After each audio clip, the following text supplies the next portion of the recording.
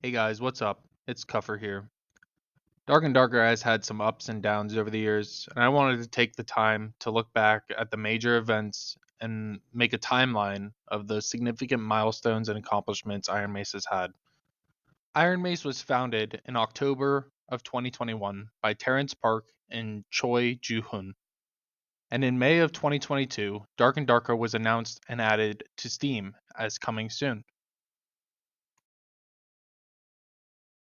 In August of 2022, the initial alpha playtest was released on Steam, with a peak player count of 10,000 players.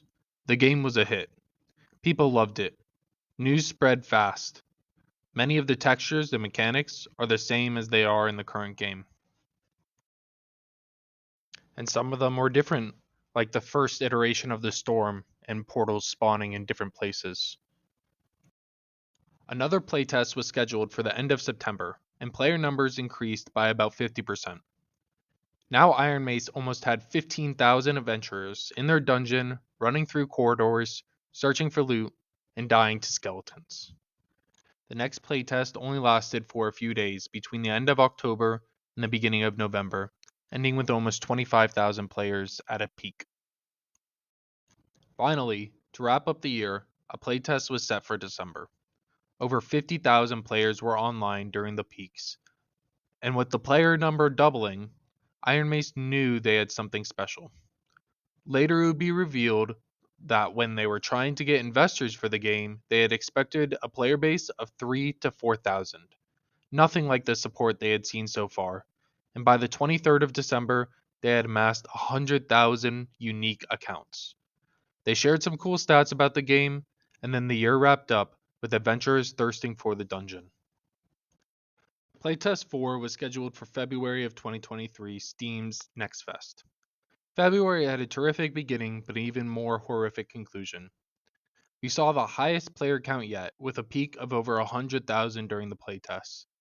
Players fought through corridors, escaped with their loot, and yes, died to skeletons, yet none the wiser that something much more horrifying was happening outside the game. On February 18th, Ironmace addressed the community about a certain rumor, about a certain company, about a certain lawsuit.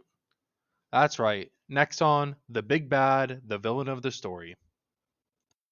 After Nexon served a cease and desist letter and DMC takedown, Dark and Darker was removed from Steam. Ironmace released a letter detailing their side of the story to deny claims that Dark and Darker was a stolen game. They concluded the letter by saying,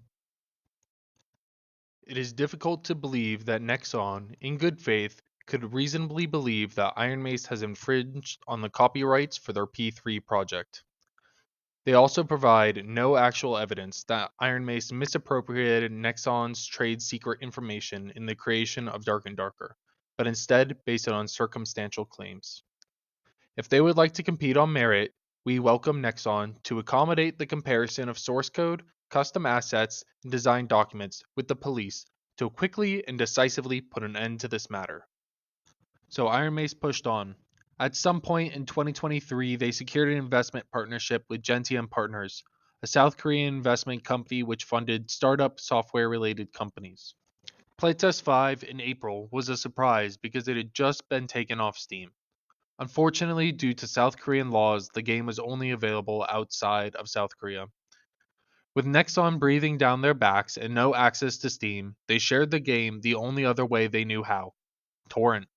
Over 457,000 accounts were made in April, and over 2.5 million players died on just the Ruins map alone. Another 2 million on the Crypts map, and even through Nexon's DDoS attacks, the 90% fighters in the PDR fighters in the game, random crashing, and lost gear, people still played. Then the worst happened. No communication, no discussion.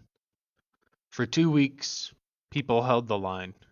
For 2 months, they held the line. Then, nearly 4 months later, there was an announcement. This was the message that everyone had been waiting for. Dark and Darker Early Access had finally begun. Hundreds of thousands of players got on within the first 2 weeks. With a brand new blacksmith client, users could access the game without Steam, and the age of Dark and Darker began. Unfortunately, because it wasn't on Steam, there were a lot of players who were apprehensive about downloading the Dark and Darker launcher, Blacksmith. By this time, both Bard and Warlock were added to the roster, and mostly balancing bug fixing and quality of life changes were what we were seeing. Season 1 was a success. With the player base so fresh, it was easy to ignore some of the bigger issues since everything was new. With the lawsuit looming over Ironmace, the continuous development of the game was slow. But in general, the game was still fun. The first wipe only lasted a month, and if I remember correctly, it's because there was a duplicate glitch in the game that was raging. A month later, Season 1, or Wipe 2, occurred. With only minor double earthquake damage, bonk staff, and landmine issues, Season 1 introduced quests, the completed Warlock class, and added crafting equipment. Season 2 started in March of 2024 and introduced new skills, new perks. This is where Ranger Backstep comes from, as well as Squire, the Knight system, the shared stash. They removed the level cap and added the test server. They also added the Ice Caves. Season 3 was also the first experiment with multiclassing. Multiclassing was extremely fun for a few days. I'm going purely off memory here, but after multiclassing, player counts dropped significantly. We were seeing drops from the beginning of the first wipe from 60k to 45k by the second wipe to 30k by the beginning of the third wipe in the second season. But at this third season, at this point, we had less than 8,000 players on the game at a time.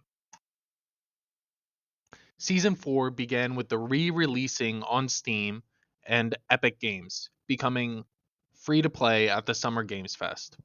This opened up the game to hundreds of thousands of new players.